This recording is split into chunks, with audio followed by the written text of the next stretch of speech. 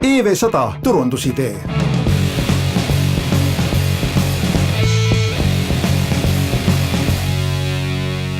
Ja nüüd lähme edasi ja meie järgmine rubriik on koostöös Eesti Vabariik 100-ga ja kus meie mõte on siis see, et igal nädalal tutvustame ühte Eesti Vabariik 100 üritust ja arutame siis koos saatekülalistega, kuidas seda üritust saaksid ära kasutada ettevõtjad ja selles koostööd teha. Ja täna on meil siis siin stuudios Mari-Liis Kallismaa ja Riho Vaher, kes on Stillapundist ja Sigre Tompel, kes on Mextonia Supergraafika festivali esindaja. Ja mina ühe lausega ütlen, et Mextonia Supergraafika festival on siis, toimub juunikuus ja selle aja jooksul luuakse meie tänavatele või siis sellistele seintele või suurpindadele üle 30 suure teose. Ja nüüd ole kena, Sigre, rääginud natuke täpsemalt, et mis asi see on, mida te teete ja kellega koos, et me saaksime aru, kuidas me saaksime teid aidata. No võib-olla kõigepealt kuulajale natukene seletaks lihtsamalt lahti, et mis see supergraafika on, et tegelikult on siis tegu selliste suuremõõtmeliste seinamaalingutega. Kui suur on suur? No suuremõõtmeline on, ütleme, suurem kui selline tavaliselt ruumi sees, raami sees olev pilt. Selge. Et nad võivad olla terve fassaadi suurused 20 meetrit kõrge, 10 meetrit lai, aga ta võib ka olla 3 meetrit kõrge ja 2 meetrit lai, et sõltub siis selle fassaadi suurusest, aga selge on see, et sellise tehnika teostamine nõuab kunstnikelt nagu spetsiaalset kogemust, sest üks asi on teha tööd kavand paberil, teine asi on see siis suuremõõtmeliselt tegelikult teostada seinal. Ja plaan on siis tõepoolest teha üle 30 seinamaalingu, ka neid kutsutakse muraliteks, sageli inglise keeles võib-olla on kokkupuude, et supergraafika on natuke selline võõras sõna kindlasti raadiokuulajale. Ja kogu siis see festivali idee tegelikult sai alguse sellisest sügavamast soovist mõelda, kes me oleme, kust me tuleme, kust me läheme. Et mõelda meie kui eestlased, kui kultuur, mis on see, mida me tahaksime oma lastele ja järgmistele põlvedele edasi anda, et läbi nende tööde tegelikult rääkida avalikadel pindadel, mis on saadaval siis kõigile, vaadeldavad siis inimestele kogukonnas, linnas kui ka külalistele, et korra tuua tähelepanu ja mõelda sellele teemale. Et nii on see nii-öelda idee, et teha siis need seinamaalingud ja EV100 Eesti 100. sünnipäev selles mõttes haakus selle teemaga ideaalselt, et rääkida Eestist. Ja see idee siis tõesti paisus oluliselt suuremaks, kui ta alguses oli. Ja me oleme siis tänaseks nüüd mitmeid kuid juba alates suvest töötanud selle nimel, et leida koos Eesti kultuuriakadeemikutega, spetsialistidega ka need kultuurilised ideede sümbolid, mis oleksid nendel kunstnikele siis inspiratsiooniks, kui nad neid töid hakkavad teostama, et seina peal räägitakse lugu. See ei ole lihtsalt ilus pilt, vaid seal taga on lugu ja kutsudes siis üles meid sellele mõtlema. Ja Mextonia on tegelikult siis mehiklaste ja eestlaste ühine töö. Seal korraldajate poole peal on siis mehiklased, kes samamoodi väärtustavad tiim, eestvedajad, kes väärtustavad kultuuri ja selle edasikandmist, kõikide kultuuride väärtustamist ja edasikandmist. Ja see on see ühine soov. Need kõik osalevad kunstnikud, need on üle Eesti, üle 30, üle maailma veel 20, kõik siis teevad sellest inspiratsioonist need tööd. See siis võib-olla selline sissejuhatus festivalile. Täna me oleme sellises faasis, et kunstnikud juba teevad tööd kavanditega. Meil on siis ees siin järgmistel nädalatel kooskõlastusprotsess nii seinte omanikega kui siis ka linnavõimudega vastavalt siis sellele korraldusele, nagu meil Tallinnas on korraldatud, selliste avalike pindade disainimine ja peagi siis on ka meil teada, millised need kavandid saavad olema. Et võin etteruttavalt võib-olla tuua välja ka mõned sellised suuremad pinnad, kuhu need tööd on kavandatud tulema, alates ühest suurest Eesti sissekäigu sissesõiduväravast Tallinna sadamas on kaide ääres üks 200 meetri pikkune müür, kust kõik sisse tulevad laevad mööda sõidavad. Me räägime sellisest objektist nagu teletorn, mis just Eesti iseseisvus, Eesti Vabariigi taasiseseisvuse puhul on väga oluline sümbol. Värvite teletorni ära? Sinna peale tuleb monokroomne lahendus, mis on siis terve torni peale? Torni alumine osa on praegu kavandusel, see kõik on veel alles väga äge, rääkige edasi. Kooskõlastusprotsessis. Me räägime Eesti uuest filmimuuseumist, mida ehitatakse Maarjamäele, nende sissekäikus on osa siis ka filmiajaloost. Kuid valdavalt on seinad sellised, mis täna on siis sellises rikutud ja halvas korras üle Tallinna linna ja tulevad ka seinad väljaspoole Tallinnat mõningad, aga suurem osa siis sein on Tallinnas. Nii et on nii bussijaamast tulles, rongijaamast tulles, sadamast tulles, lennujaamast tulles, et igalt pool kohtades tee äärtes on siis neid kohtasid, kus neid töid on võimalik näha. Ja nendele töödele tuleb juurde ka märgistus, et inimesed, kes ei tea Estonia festivalist midagi ja satuvad sellest seinast mööda kõndima, nad saavad minna digikaardile märgistusel ka, mis on töö peal ja saada selle loo ja kunstniku loo sinna taha. Mis kunstnik tahab selle tööga öelda, kui ta võib-olla ise ei suuda lahti mõtestada seda teemat. Nii et see on see siis, mis on nagu tulemas.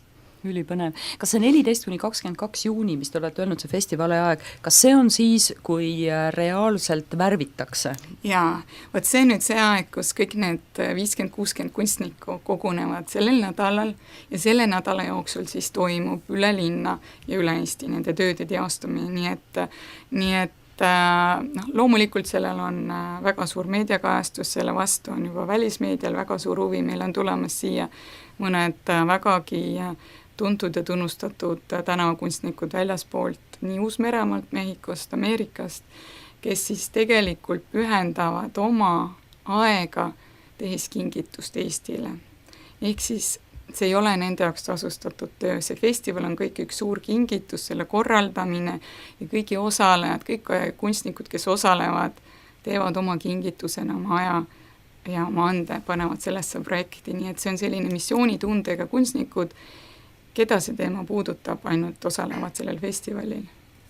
Kuidas teil kui neid töid tuleb selline natuke üle 30, kuidas see 30 pluss 50 kunstnikku nagu ära jaguneb, et on teil siis sellised paarikaupa tööd või grupitööd või? Ja näiteks kui on tegu 200 meetri pikkuse või laiuses müüriga, siis on selge, et see on ühistöö, et seal on 30-40 kunstnikku, kes töötavad selle seina kallal, et on teatud siis seinad olenevalt nende mõõtudest, kus on üks kunstnik teeb tööd, on teatud seinad, kus on siis grupp kunstnikke teeb tööd, nii et see sõltub siis seina suurusest kunstnike enda nagu stiilist, kvalifikatsioonist. Ehk siis aga igaüks teeb nagu oma juppi või sealt moodustub ikka mingi tervik? Täiesti olenevalt seinast, et kui on selline pikk müür, siis on see tervik. Kui on igal juhul kõik ühistööd nagu peavad omavahel olema kuidagi siduvad, nii et on erinevaid lahendusi sõltuvalt seinast, aga jah, et ta on nagu vaadatav ikkagi tervikuna. Et seal võib olla mitu tööd, aga ütleme selle seinamaalingu puhul inimestel võib-olla tekib ettekujutus mingist konkreetsest visioonist, mida ta on näinud, aga on väga erinevaid tehnikaid, kuidas on võimalik niimoodi ka mitmed tööd panna kõrvuti, et nad sulanduvad üheks. Absoluutselt. Kuhu veel väljaspoole Tallinna? Praeguse seisuga on teada, et on tulemas Tartusse, on tulemas Viljandisse, Narva, Ahtmesse, võib-olla ka jõuame Valka, Haapsallu, Rakverre.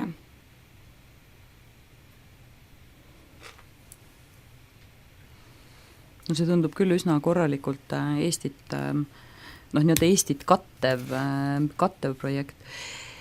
Mis on see, kuidas ettevõtjad teid aidata saaks?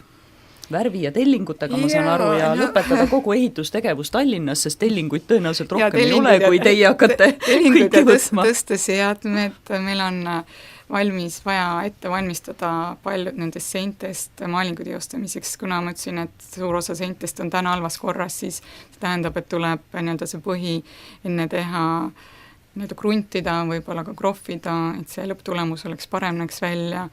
Meil on vaja toitlustust, meil on vaja majutust, meil on vaja logistikat, transporti, sest kõik need 50-60 inimest sellel nädalal pluss korraldusmeeskond, kuna kõik teevad seda vabatahtlikuna, me peame katma nende kulud, ehk siis need on toidetud, nad on joodetud, nad on majutatud ja nad on sõidutatud objektidele, nii et kõik sellised, selline toetus ettevõtetel ja ütleme, ettevõtted saavadki seda teha kui omapoolset kingitust, sest iga ettevõte, kes tunneb, et neid see teema puudutab, ja võib-olla nad tahaksid anda ka oma panus, et see festival saaks teoks just nii suures mahus, et kingitus ongi selle projekti toetamine, on see siis rahaliselt või on see siis mõne teenusega, mida meil on tarvis.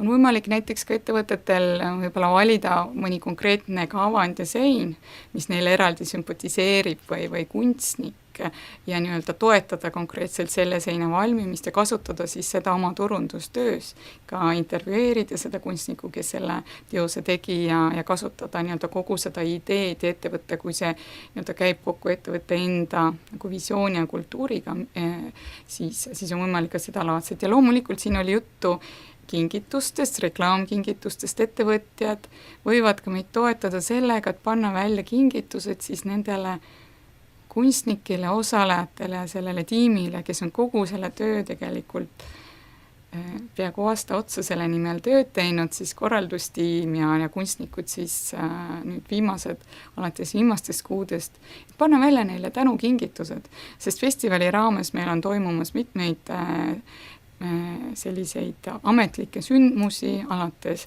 avaüritusest, lõpetades lõppüritusega, kus on kohapeal ka meedia, kus on kohapeal toetajad, kus on kohapeal kõik osalejad, kus on võimalik siis neid kunstnikke tänada selle kingituse eest. Nad on tulnud üle Eesti, üle maailma kokku, et oma vabast ajast Eestile teha selline kingitus. Väga äge. No nii, Mari-Liis ja Riho, mis mõtteid teist tekitab?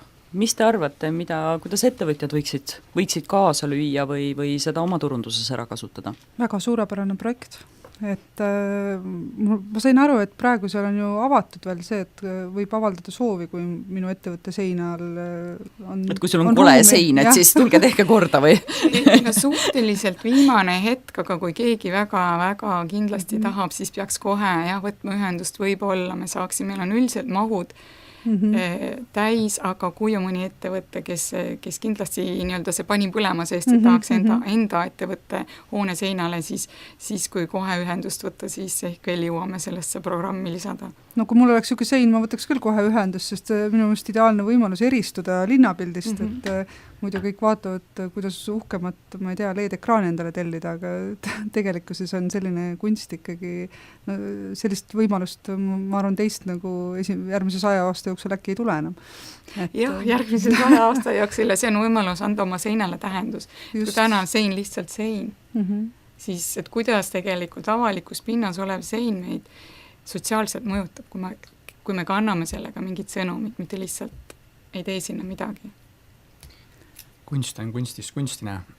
Ma just mõtlesin selle asja peale, kui sa just ütlesid seda, et igal sellel nii-öelda pildil saab olema oma lugu, siis minu arust Eesti on siin oma seda e-riigi kuvandit nagu otsinud, siin busse rentinud ja igasuguseid asju teinud, et võiks nendele piltide joonistada QR-koodi sisse, nii et kui see turist tuleb, siis ta saab oma nutiseadmega selle loo omale kohe telefoni tõmmata selle QR-seadmega.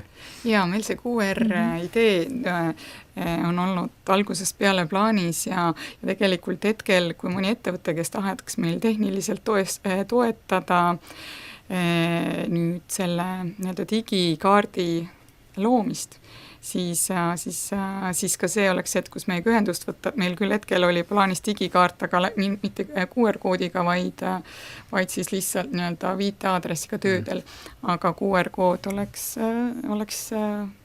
veelgi ägedam võimalus, nii et kutsun üles, et kui keegi tundis, et tahaks pakkuda seda lahendust ja toetada niimoodi meie projekti, siis kindlasti võiks seda teha. mulle tundub siin veel selline võimalus, et kui on tulemas nii eksootilised külalised kaugelt maalt kunsti tegema meie maale, et siis tegelikult ju ka sellist organisatsiooni kultuuri poolt silmas pidades, et miks mitte, kui mul on toitlustusettevõte, et ma lähen kogu tiimiga talle pirukaid viima ja teed ja et selline mõnus lõimumine võib seal täiesti toimuda. Seda kaasaelamist nendele objektidele, et mina kutsuksin ka üles, et need on avalikus linnaruumis, et kunstnikud, kui te näeksite, kui keeruline tehniliselt teostada, ta töötab päevi ronides tellingutel, kordõstukil, see on füüsiliselt raske töö, et igasugune tugi, toetus ka nii-öelda tänavalt linnal inimestelt ja ettevõtetelt oleks kindlasti suur abi või tulla lihtsalt pakkuda mõnda meelelahutust või laulu või tänavatantsu või pakkuda just nimelt pirukat ja rahvatantsugrupid võtta et selles mõttes või laulukoorid, et nii-öelda tehagi sellest üks selline suur kultuuriline ka see protsess ise, kui need tööd valmivad. Aga miks mitte, et meil on ju teada tegelikult, millal nad on ja mis aegada nad tööd teevad, et seda ei ole raske. Kus kohtades, jah, see on teada. Et suurepärane. Nii et ettevõtted, kes tundsid, et tahaksid seda teha, siis andke teada. Väga äge. Et siit tundub jah, et ehituse valdkond on kindlasti see, kellega te vist olete juba suure tõenäosusega praegu rääkinud ka, et kus te oma need tonnid värvi ja 100 000 pliiatsid, pintslid ja krohvipakid ja kõik need kätte saate, et ei ole olukorras, kus neid Eestis ei olegi nii palju sellel hetkel. Oleme rääkinud, ei ole veel lõplikke lahendusi, plaan on osa värvist tuua Mehhiko sponsorluse korras osavärve siis siit poolt, aga veel hetkel otsime just ehituslikku lahendust, ettevõtted, kes meid just aitaksid seda nii-öelda kruntimis ja neid ka töid teostada ja baasvärve pakkuda ja neid samu töövahendeid, pintsleid ja nii edasi, et hetkel veel ei ole see lukus, on ettevõtted, kellega me räägime, aga ei ole ka veel hilja soovi avaldada. Et siin on jah see, et kui kellelgi nüüd vähegi on mingisugune uus värv või sortiment või midagi taolist, et tõenäoliselt see on nagu hea võimalus nii-öelda lansseerida ja suuremalt, lihtsalt see oht on see, et võib-olla paljudel on plaanid juba tehtud, et ega see juuni on ju kohe-kohe käes, et kellele veel sinna turundusplaanidesse mahub, et ma arvan, et need on olulised ja teine asi tõesti, kui ma vaatasin seda videot, mis teil Facebookis oli, eks ju, et kogu see tellingute teema, kus seesama teema on, et kuna Eesti on nii väike ja kui te võtate nädalaks ära sisuliselt, ma ei adu jälle ära, et kui palju neid tellingud olemas on ja kui palju teil vaja on, aga see on ikkagi hästi suur maht tööd, mis te korraga nagu lisaks toote, et lõpuks ongi see, et peate leidma endale sellise toetava ehitusfirma, kes on siis nädalaks nõus kolima teie objektile, aitama selle pinnatöötlusega, tooma teile tellingud ja siis nädala pärast jätkama, eks ju, et selline tööpaus ja toetus, et muul juhul võib olla lihtsalt puhtalt nagu logistiliselt seda keeruline ära teha. Samal ajal ta saab müüa reklaami sinna tellingute peale. Ei, absoluutselt, ja ta saab ju oma töömehed sinna tellingutele panna nii-öelda toeks ja abiks ja nad on ju kõik oma tööriietuses nähtavad, eks.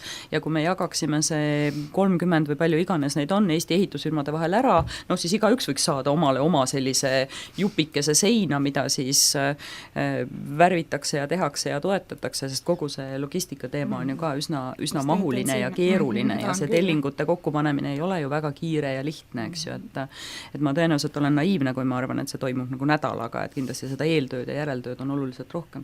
Et need on kindlasti need kohad, kus ma arvan, et tasuks nagu varakult uurida, et kes vähegi te suuremad tegijad olete ja kellel teil vähegi ressurssi on, et tulge lihtsalt aidake ära teha, et muul juhul võivad jääda seinad poolikuks lihtsalt sellepärast, et tellinguid ei ole. Et ei jõua sinna teletorni piisavalt kõrgele kohta. Siis tõenäoliselt loomulikult need samad üritused on nagu ikka sellised head kohad, kuhu saab siis kutsuda oma kliente ja ega need kõik seinad pakuvad ju võimalusi avamisüritusteks ja pildistamisteks ja kõigeks muuks asjaks, et ma usun, et seal on nagu kõvasti võimalust. Ja kui ma oleks mõni hotell või majutusettevõte või ka restoran, siis ma kasutaks hea meelega seda ära, et ma üritaks kohe aru saada, kuhu kohta need seinad päris täpselt tulevad, mis tuleb minu juurde ja kas ma kõigele sellele rahvamassile, kuna see protsess on ju hästi atraktiivne, eks ju, kõik tahavad näha, kuidas neid kõrghooneid värvitakse ja ma arvan, et seal on kogu aeg mingisugune hulk rahvast. Siis oluline, muidugi oluline on ka pirukatega kunstniku toita, aga ma arvan, et see rahvamass seal koha peal moodustab oluliselt suurema sihtgrupi, keda mida tegelikult ettevõtjad peaksid teenindama, et need seal võimalikult kaua pildistaks, filmiks, vaatleks, tooks lapsed ja lapselapsed kohale, et siis oleks ikka pirukat ja kuuma jooki ja kuuma jooki ja suvel võib-olla nii kuuma ei tahagi, aga kui me praegu räägime, et siis võiks jook ju kuum olla.